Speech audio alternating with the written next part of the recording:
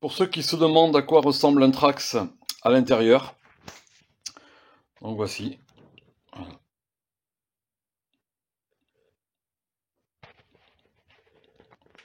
Le piston avec son setting de compression et de détente.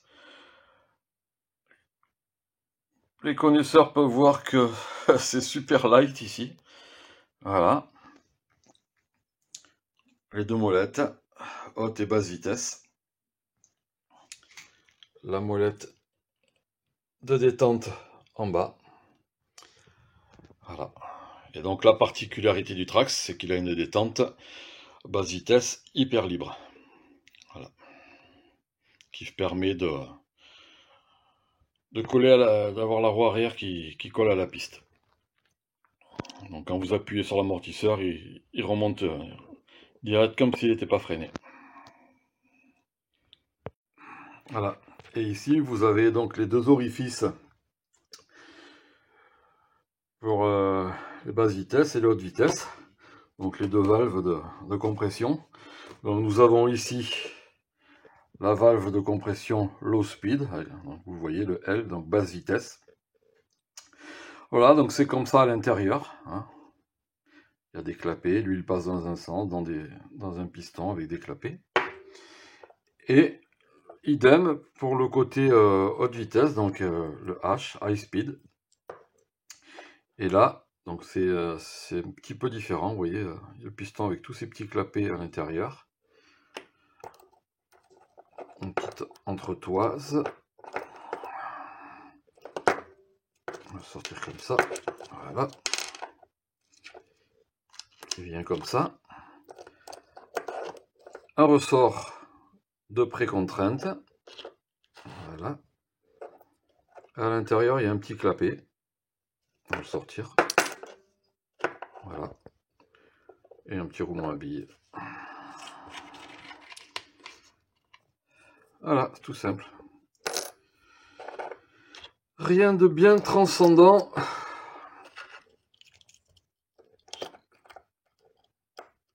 Dans un Trax. Voilà.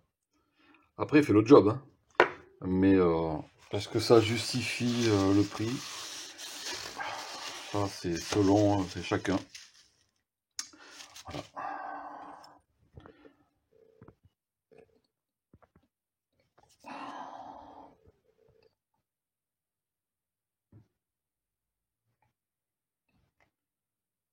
Je sais pas si c'est bien net. Voilà.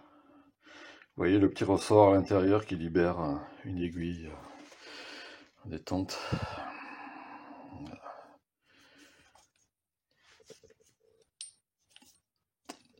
Voilà, donc là c'est un entretien. C'est pas une préparation. Je vais juste lui changer le ressort parce qu'il a un ressort qui est trop light.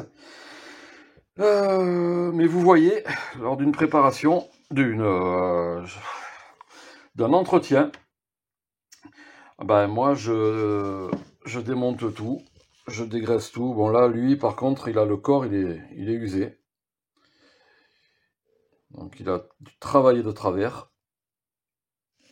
Et donc tout est nettoyé, démonté. On se calme. Voilà. De toute façon, j'en ai plus besoin puisque c'était pour vous le caler, pour vous le montrer.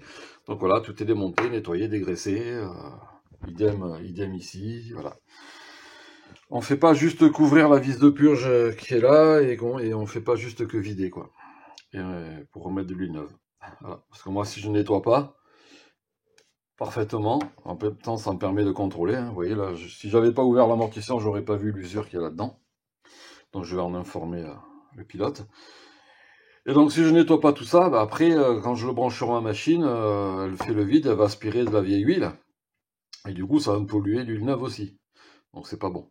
Voilà. Et si vous le faites à la main, bah, c'est bien de dégraisser pareil et de mettre... que vous sachiez que partout vous avez de l'huile neuve et pas une vieille huile qui va venir polluer. Même si c'est pas grand chose, bah c'est pas top quoi. Enfin moi ça me plaît pas en tout cas. Il y en a peut-être que ça les gêne pas, moi ça me plaît pas. Voilà, le Trax avec son ressort